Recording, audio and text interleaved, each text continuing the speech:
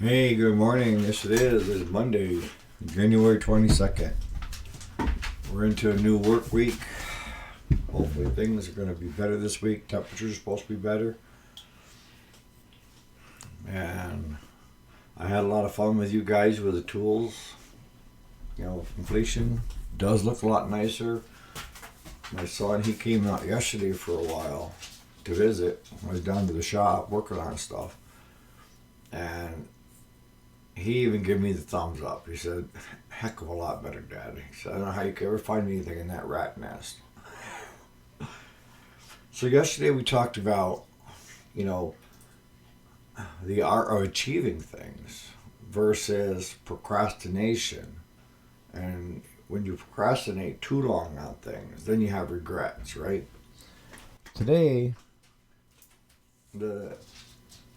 I like to talk about the naysayers.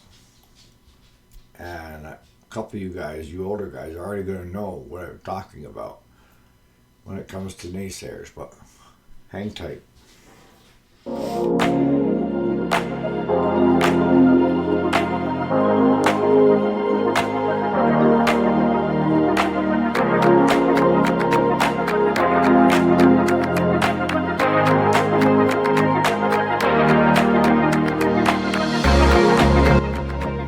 Alright, so welcome back. So for you guys that don't know the term naysayer, is when somebody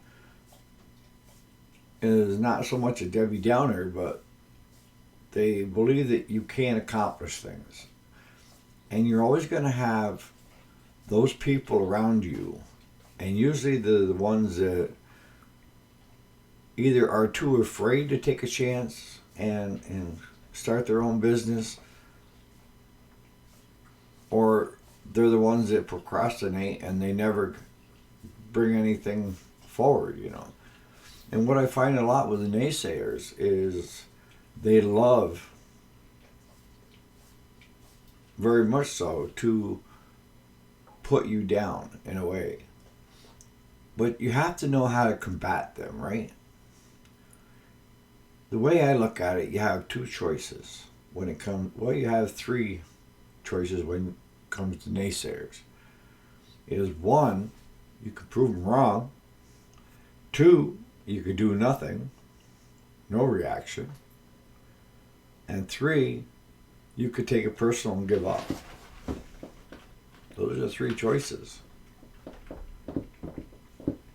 I know when I was younger, working my way up the ranks, it was unheard of to have a 20-year-old own a dairy farm with 60 milk cows, when most of them in our area were milking 30, 35. But here's this kid at 20, and he's got a 60 cow farm. He's doing well as far as the crops and all that stuff. Price of milk went down, but it affected all the farmers. But I attribute that to naysayers, because when I was in 17 is when I started working for other farmers. And I'm a firm believer in you need to go to work for somebody that's good at something if you want to pursue that direction. And when it came to that direction, because we had our first child when I was young. I was 18 or 19. But we had our first child come along, and then we had our second child 2 years later. But I had gone to work for a gal that, had the naysayers had said the same thing about her when her husband and her divorced. That she would never be able to run the dairy farm that they were on. And that gave her gusto of, I'm going to prove them wrong. And she did. She was a phenomenal farmer. She knew her stuff, And they did everything on the farm, everything from artificial breeding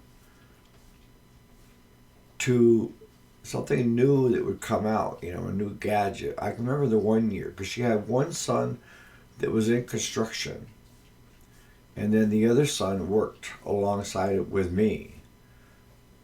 Never very ambitious. He'd show up about the time we get done milking in the morning, and he'd stagger in, midway through evening milking, He was always the last one there and the first one gone. And why Mama let him get away with it, I don't know, but it wasn't my place to say. But I can remember the one year, she was always looking at ways to make things more efficient. And they came out with this automatic grainer. And it basically was run through PCV pipe. It went all the way around her whole barn. And it had like paddles inside on a cable, plastic paddles. And when you turned that on, it would automatically start pulling grain out of the grain bin. It was 18% protein pellets. And she could set on each one of the cows, because they each had their own stanchial. That's how I learned. Make sure your cows have your own stanchials. That way you come in every day, you're getting your spot, that's your spot, and so forth. And that's the way she did with her cows. So we bring them all in, and we shut the stanchials down through. And she'd turn on the grainer, and it would fill the boxes. You had like this big a pipe that was pushing the grain through, and then you had about that big that came into a holding box where you could set the depth of how much you wanted in it. So that if the cow was on this last end of lactation, you set it for less grain based on, because we used to have what they called DHI at the time would come in, and they would do complete night and morning milking with us to let us know what that cow was producing. Everything from butterfat to calcium, everything you wanted to know. And she would adjust the grain based on the amount of milk they were producing, And then once it was full, it would stop. And then all she had to do was go over and hit another button, and all the doors would release, and it would drop the grain down in front of the cows. Prior to that, I can remember I had a wheelbarrow, and I'd go down and fill the wheelbarrow with grain, and then try to make it around the barn without one of them reaching their neck out and tipping the wheelbarrow over to get all the grain. Because there wasn't a lot of room in the manger. It's where you put the feed down where their heads were and stuff. But she had a lot of naysayers that told her she wouldn't amount to squat. And she was one of my best teachers, when it came to learning stuff and how to,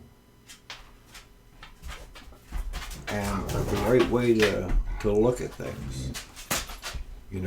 Everything from cost of maintaining equipment to how to take care of your cows. How to get the best out of your cows. When is it time to cut a cow loose and send it to the sale? All of that. And she was freely with her advice. I can't say enough how much that helped me. But it goes back to, I worked for her, and then I ran a dairy farm for this one guy and his wife up what they call Bucksbridge. I did that for about a year, and that was a 65 cow dairy. And then I went to work for another. I ran that one. And I got a chance to go to work for another one that was milking 75, and it included the house, heat, electric, half a beef, and decent pay.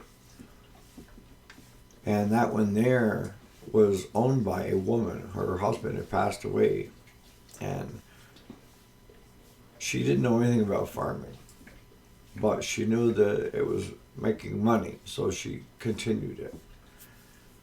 And I know when the one guy left, she thought it would be the end of it, and it wasn't, because I took what my knowledge that I knew and said, look, we're milking in 2 different barns. Why are we milking in 2 different barns? Why don't we bring all the milk cows down to this barn, take all the dry cows and the heifers up to that barn, and then hire somebody to live in the house to just feed them their hay every day and check on them with their water. I'll go up and check on them a couple times a day. So we did that, and I was 18 and a half when I combined the whole system. Combined the whole system. And I had naysayers saying, he's too young, he doesn't know what he's doing, this and that. And that just kind of encouraged me more to prove him wrong. Now not so much, but when I was younger, if somebody told me I couldn't do it, I'd just say, watch. And that was my motivation, was to prove somebody wrong. Not the right reasoning, but it helped when I was younger. But that's how we come to buying our own farm by the time I was 20. And having our own cattle, our own machinery, a great place to raise a family. And it was unheard of that a 20-year-old would have his shit together to accomplish something like that. But it was because of the people that I surrounded myself with that said I could do it. And also with the other people that were around me, the naysayers telling me you can't do it, that pushed me to prove them wrong. Now, I really don't care. I'm kind of in the middle now, just whatever. But once I decide I'm going to do something, I just do it. And it's not based on what other people are going to tell me. It's based on my own thought process, my own information that I know from, 61 years on this earth of what works, what doesn't work, and when to take advantage of something, when to let it go. So how do you approach naysayers in your life now that you know what it is? It's an old-time term. I don't hear it hardly anymore. I know probably Amos, and Travis and Jason, Pete, Peter. I know all you guys know what the term is. But you younger guys on the channel, it might be, probably never heard that before. But now that you know what it means, how do you deal with them? Put them in the comments. But I was watching this movie on Netflix yesterday afternoon when I come in for the day to hang out with the dogs. And I can't remember what the name of it was. If I do, I'll bring it to your attention or put it in the description. But it was all about a child prodigy when it came to baseball. And how well he could hit, the family didn't have very much money. The father was a minister of the church. And the kid had braces on his legs. But all he wanted was to become a baseball player. That was his goal in life. And the sad part was, in the beginning, the biggest naysayer was his father. His father said, you will never be able to play baseball. You have to come to terms with that. You have braces on your legs, And I'm thinking, what an a-hole. Why would you tell your kid something like that, But the kid ended up, getting his legs stronger and doing a lot of stuff, and he ended up starting, you know, playing Pee Wee and worked his way up. And he was going around one of the bases, and his leg caught on what they had, a sprinkler or something, and it broke his, just above his ankle. And then the naysayer said again that he would never amount to anything. He would never play ball again. And the surgery was like $7,000 to have it done, and the family had nothing, you know. Back then, you know, a minister, usually you got the cottage that came along with beside the church to stay in, but you didn't get much of a stipend to live on, you know. And they had very little to live on. But the community got together. They came together and raised the money. More so one guy that had watched him since he was a kid and had encouraged him to go this direction ended up coming up with the remaining to have the surgeries done.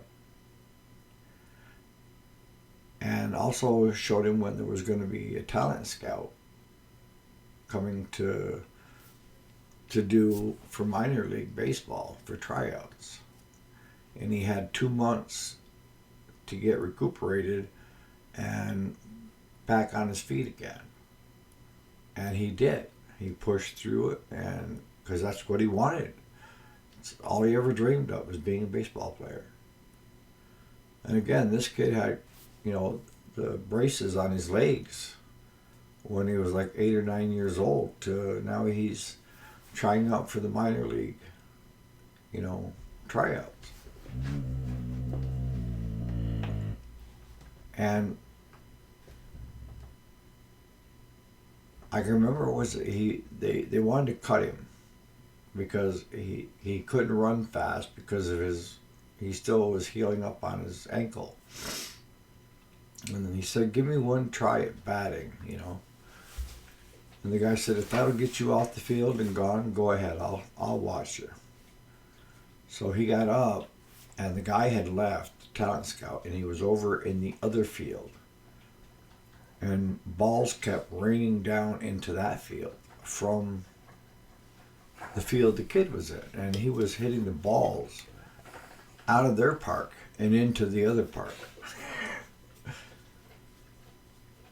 So they put him on as DH, designated hitter. And basically you came in and you pinch hit, you ran to first base, and then they put somebody in for a runner for you, you know.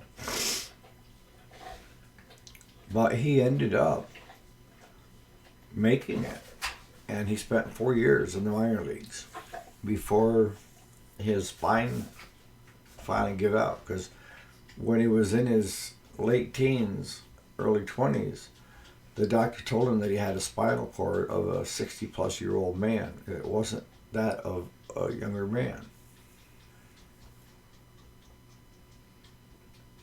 But why do I bring that up? It's because the naysayers the whole time, even his own father, were telling him he couldn't accomplish something, even though it was his dream. And he did accomplish it. He accomplished everything he set out to do. And I liked at the very end, he was, you know, older now, and he was teaching Little League, Pee Wee baseball. He was a coach. So he continued on in that same direction, not as a player anymore, but as a mentor to the next generation.